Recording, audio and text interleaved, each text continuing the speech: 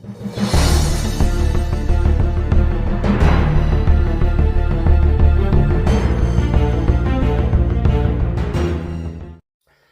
afternoon, Cubes at the Cash. Gary B, the Casual Comic Guy here. And today, guys, on this Savage Saturday, we're here to talk about Conan the Barbarian, issue number 25, with this absolutely gorgeous Alex Horley painted cover. And I bought a handful of other covers, quite a few actually, but we're here just to talk about Alex Horley and Jim Zub and the tale inside. And we're going to get right to this.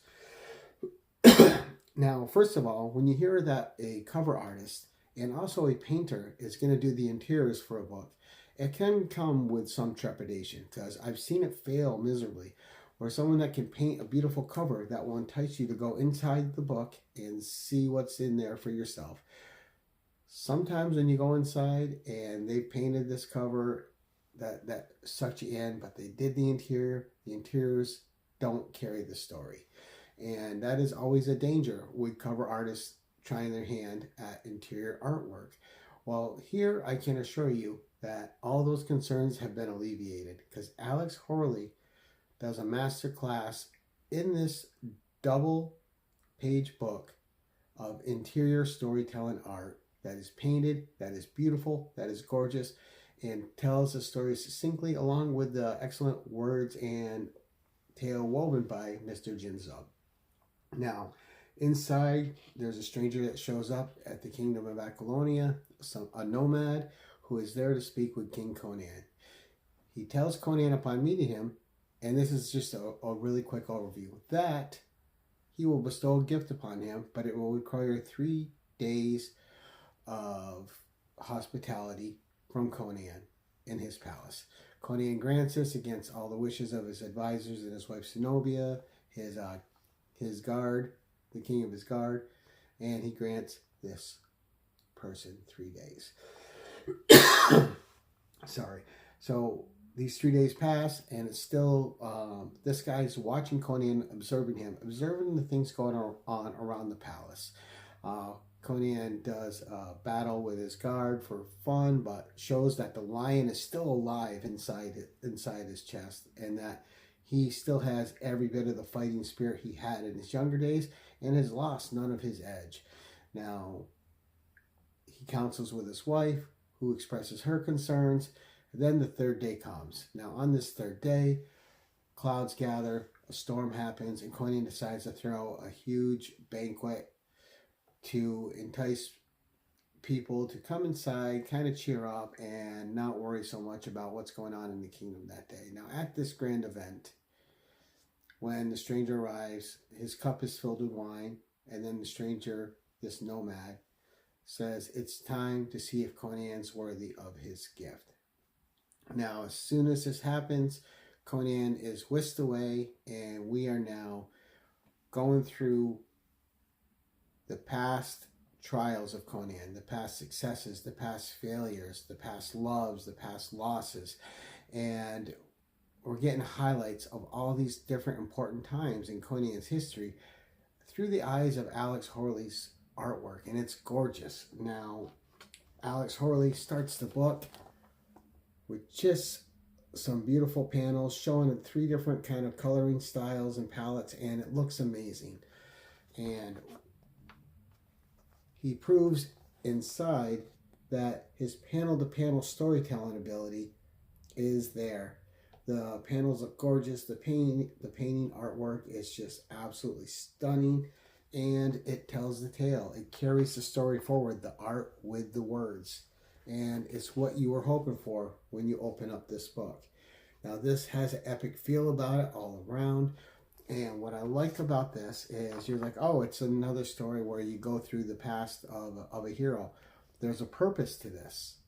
Now, while he's going through these past trials, like when he defeated Yara and when Thak and the Queen of the Black Coast, when Belit died, he's experiencing these, but they're also very different. There's stuff happening in these that are just a bit twisted to give him these trials one more time. And as he's going through these, Conan is once again just proving his worth over and over and succeeding and fighting and striving to just keep moving forward. And it's this iron will that has always served Conan that's on display here. His quick thinking, his savagery, his code of honor, his caring as well. And you just get this great panel storytelling. You get Jim Zub with his words in his script touching on these past events of Conan's life that were just absolutely amazing and that make him out to be the hero and king that he is today in his world, right? So once these trials are ended, Conan ends up being successful, of course. It's a Conan tale, to no surprise. And when he confronts this guy at the end, after he has succeeded, and the guy offers him his prize, I think the prize is something that, one, it surprised me, and I thought it was great, and I thought it added a bit to the Conan lore. And what that adds to the Conan lore is that this guy is a gatekeeper of mythology of a sorts, right? And what the prize to Conan was for his right to be in the annals of mythology forevermore. He has earned his right in history to be forever recorded in these Nemedian chronicles. And what we witnessed in this story was the chronicler testing Conan to make sure that he was worthy to be spoken of for all time. And I just loved it. I thought it was fantastic. I thought it was great that we actually get this chronicler, because when you read the Nemedian Chronicles and all these issues, right, and all the Conan lore, like, well, how could someone tell a tale that is so definitive about Conan and know all these little things if they weren't by his side all the time? Well, this is a guy with some obvious powers who is a gatekeeper of these mythologies, and in the end, Conan has earned his place in these mythologies.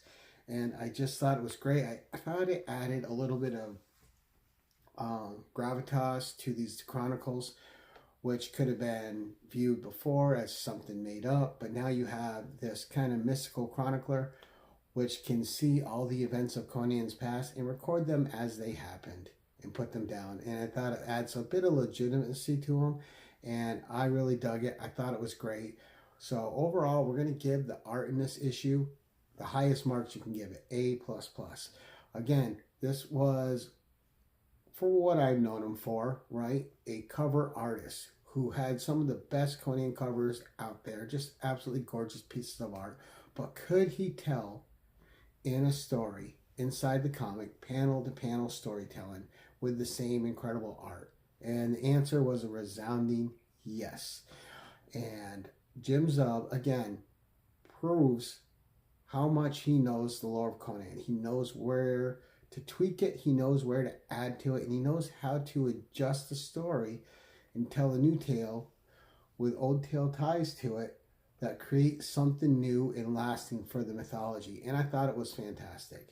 So storytelling, A++, art, A++, and I am so thankful that this issue was not a letdown, because I was looking forward to this for a while, and it delivered. I thought it was absolutely one of the best issues in the series so far, and I think it really adds quite a bit to the Conan lore. But let me know what you think in the comments below. Have you read the issue?